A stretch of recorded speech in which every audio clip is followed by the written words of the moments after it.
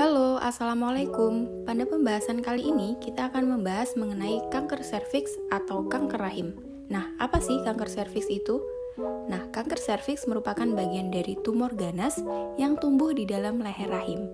Biasanya terletak pada bagian terendah dari rahim dan menempel pada pucuk vagina. Dari beberapa penelitian, kanker serviks terbukti menduduki nomor 4 terbanyak yang terjadi pada seluruh wanita di dunia. Biasanya, kanker serviks ini sering terjadi pada negara-negara berpenghasilan rendah, tetapi tidak menutup kemungkinan terjadi pula pada negara-negara berkembang. Adapun beberapa penyebab, yang pertama yaitu disebabkan oleh virus papillomavirus.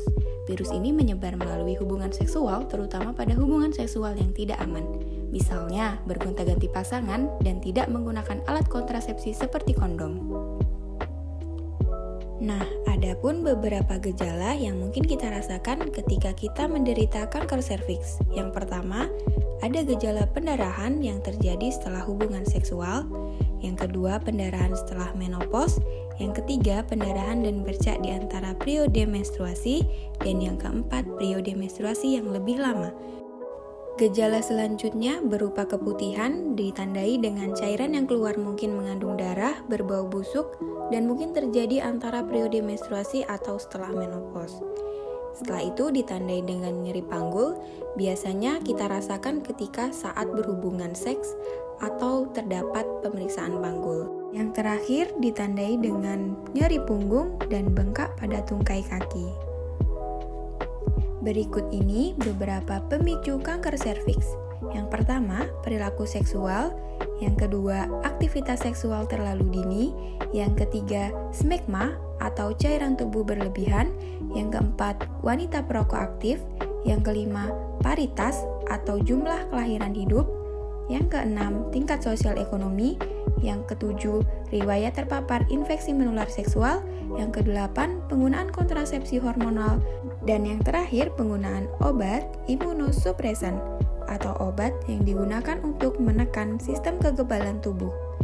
Nah, dari beberapa faktor pemicu kanker serviks, diharapkan para audiens sudah harus menjauhi faktor-faktor pemicu kanker serviks ya. Karena seperti yang kita ketahui, mencegah lebih baik daripada mengobati. Oke, kita lanjutkan ke pembahasan. Nah, setelah kita mengetahui faktor pemicu kanker serviks, apakah kita bisa melakukan pencegahan ya? Nah, mari kita bahas. Yang pertama ada pencegahan primer. Misalnya, melakukan hubungan seksual secara sehat dengan cara tidak bergonta-ganti pasangan. Setelah itu, melakukan imunisasi untuk membentuk antibodi yang kuat agar terhindar dari virus HPV. Pencegahan selanjutnya yaitu pencegahan sekunder. Misalnya, melakukan screening awal dengan melakukan tes IVA atau pap smear pada tenaga kesehatan agar mengetahui sejauh mana kanker serviks sudah berkembang. Pencegahan terakhir yaitu pencegahan secara tersier.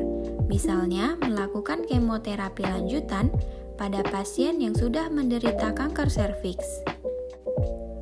Screening awal yang dapat dilakukan untuk pencegahan dari kanker serviks itu sendiri adalah melakukan tes IVA.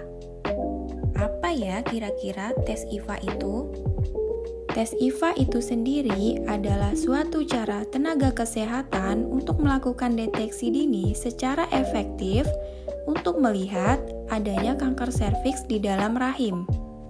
Sehingga setelah dilakukan pemeriksaan IVA oleh tenaga kesehatan dan ditemui tanda-tanda dari kanker serviks, tenaga kesehatan akan lebih awal melakukan pengobatan dan pencegahan. Adapun manfaat dari pemeriksaan IVA itu sendiri, yang pertama, mendeteksi lesi atau kerusakan jaringan tubuh sejak dini. Yang kedua, jika terdapat kanker leher rahim, dapat ditemukan dan diobati pada stadium dini. Dan yang ketiga, kesakitan dan kematian akibat kanker leher rahim dapat dihindari. Lalu, kira-kira kapan ya jadwal pemeriksaan IVA? Yang pertama, bila screening hanya dilakukan 1 kali seumur hidup, maka sebaiknya dilakukan pada perempuan dengan usia 35 tahun sampai 45 tahun.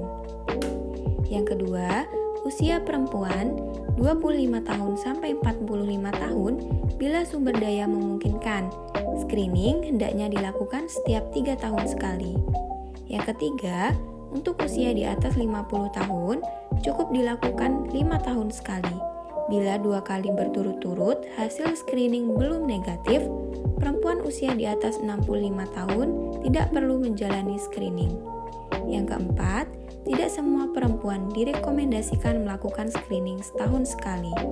Semua tergantung bagaimana dari diagnosa dokter ya.